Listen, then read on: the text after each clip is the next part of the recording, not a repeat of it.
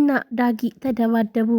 ዳኒ ሄቨን በመጎዳቷና እንዲሁም ደግሞ በዳግም ምክንያት የሄቨን እናት በመሞቷ በጣም ተሰምቶትኝ ዳጊ ሂዶ ዳኒን እንቅ አድርጎ በአንተ ምክንያት ነው የሄቨን እናት እንደዚህ የሆነችው፣ በአንተ አፍ ደግሞ ሄቨን እናት አትጠራም በማለት እንቅ አድርጎም ይይዘዋል። እናም ሄቨንም በረኪናዋን ገዝታ እራሷን ልታጠፋ ስትል ዳኒም ይደርስላታል። ዳኒም ሄቨን አንቺ እኮ መሞት የለብሽም በፍጹም ይላታል። እናም አዎ እኔ በዚሽ ምድር ላይ የምኖርላት የለኝም፣ ስለዚህ መሞት ትፈልጋለሁ ትለዋለች። ሄቨንም ይውልሽ ሄቨን አንቺ የማትሞችበት ምክንያቱም ደግሞ ነፍሰ ጡር ነሽ ይላታል።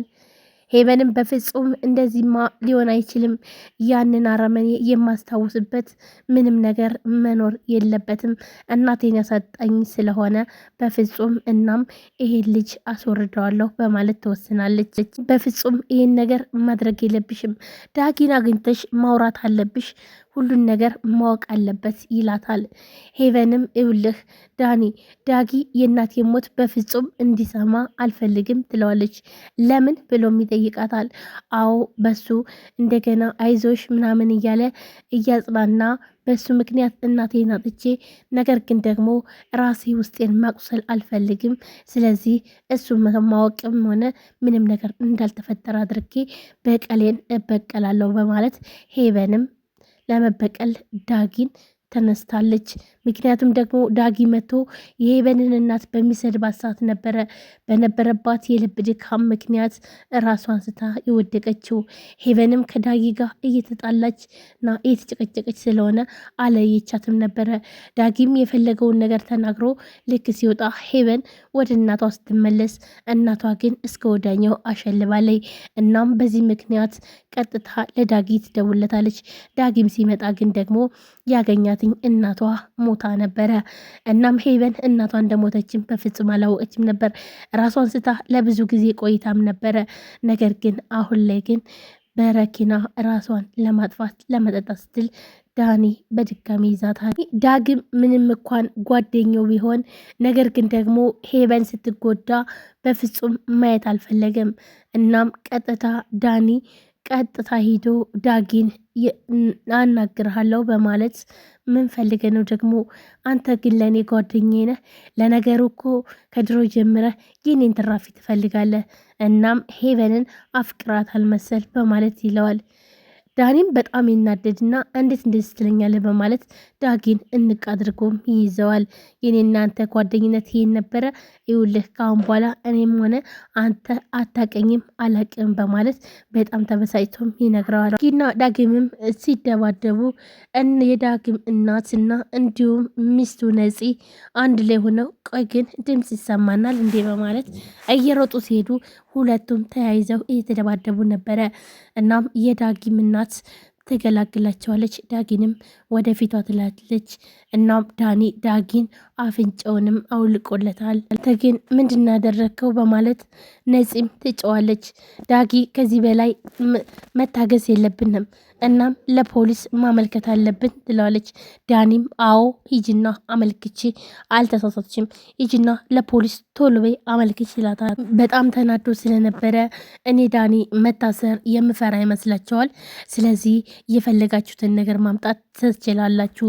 ስማ እዩልህ እኔ ከእናንተ አይነቱ ቆሻሻ ሰው ጋር ጓደኝነት ስመሰርት ነው ነገር ሁሉ ያለቀ። እናም አንተ ጓደኛዬ በመሆንህ በጣም አፍሬያለሁ በማለት ዳግምን በጣም ተናዶ ይናገረዋል። ዳግምን በጣም ተናዷል። ምክንያቱም ደግሞ ዳኒ ቤት ድረስ መጥቶ ነው እና የመተው፣ ስለዚህ ለምን ይሄን ነገር አደረገ በማለት ደሙ ፈልተዋል። በጣም ተናዶ እዩልህ የገባኛውን ነው ለካም ከልጅነት ጀምረህ ከስር ስትል እንዳልነበሩላ ታውቃለህ። እኔ የተውኩትን የኔን ትራፊ መልቀም ትወድ ነበረ። አሁንም ደግሞ እኔ የማፈቅራትን ሴት አፍቅሪያት የተውኳትን ሴት ለራስ አደረካት በማለት ተበሳይቶ ሄቨንና ዳግም አንድ ላይ እንደሆኑ ዳኒ አንድ ላይ በመሆናቸው ህይወት አንተ ሁሌም እንደቀናህ ነው፣ እንደምትቀናም አውቃለሁ ይለዋል። በጣም ያዝና ዳኒም ደግሞ ዳጊ ይውልህ እውነቴን ነው የምልህ በጣም ነው የማዝነው። እኔ ካሁን በኋላ አላቅህም አታቀኝም በማለት ይመልስለታል። ሰላም ሰላም፣ ጤና ይስጥልን ውድና የተከበራችሁ የቻናሌ ቤተሰቦች እንዴት ናችሁ? እኔ በጣም ደህና ነኝ። ለዚህ ቻናል አዲስ የሆናችሁ ሰብስክራይብ፣ ላይክ፣ ሼር በማድረግ ቤተሰቡ ነው ቤተሰብ ናችሁን ከልብ ነው የማመሰግነው። ውድ ቤተሰቦች ዛሬም በአዲስ ቪዲዮ መጥቻለሁ። መልስ የሚል ድራማ ቀጣይ ክፍል ይዤላችሁ መጥቻለሁ። ሁላችሁም ቪዲዮ ላይክ፣ ሼር፣ ሰብስክራይብ እያደረጋችሁ አበረታቱኝ። እንዲሁም ወዳችሁ ፍቅራችሁ ስለምታበረታቱኝ አመሰግናለሁ። እንግዲህ ሄቨን እናቷን አታለች። ነገር ግን ደግሞ ያጣችበት ምክንያት በዳኒ ምክንያት ስለሆነ ስለዚህ ዳኒም አሁን ላይ ብዙ ነገር ያደርጋል ነው ማለት ነው። ምክንያቱም ደግሞ ዳጊ በዳጊ ምክንያት ነው የሁሉ ነገር የተፈጠረው። መጥቶ አንቺ እንዴት ነው ዱሪ ቀጥራችሁ እኔን ታስደበድቡኛላችሁ ብሎ የሄቨንን እናት ስለሰደባትኝ በዛም ነበረ እንግዲህ የልብ ድካም ባለባት በዛው ጸጥ ያለችው ማለት ነው። ስለዚህ ምክንያት በዳግም ምክንያት ነው የሄቨን እናት ህይወቷን ያጣች እና በዛም ምክንያት ደግሞ ዳኒ መቶ በጣም ተናዶ ይናገራል ማለት ነው። ለምን እንደዚህ ታደርጋለህ ሲለው ዳጊም ደግሞ የኔን ትራፊ ትወስዳለህ፣ ሄቨንን የድሮ ፍቅረኝን እኔ ተውኳትን አሁን አንተ አፍቅራታል በማለት ይለዋል ማለት ነው። ዳኒም በጣም ተናዶ ካሁን በኋላ እንዳንተ አይነት ጓደኛ የለኝም፣ እስከዛሬም እንዳንተ አይነት ጓደኛ ስላለኝ በጣም አፍሬያለሁ ብሎ ይለዋል ማለት ነው። ዳጊም እናት በጣም ስለተጎዳ ዳጊ እባክህን ወደ ቤት ግባና በረዶ ላድርግልህ፣ ይሄ የማይረባ ልጅ ጎድተዋል ይላል ትለዋለች። ዳጊም በጣም ተበሳጭቷል። ምክንያቱም ደግሞ ዳግም ቤቱ ድረስ መጥቶ እነዚህ ስላደረገው በጣም ተናዶ በቃ አያስፈልግም፣ አሁን ቀጥታ ወደ ስሬ ነው የሚሄደው ይላታል።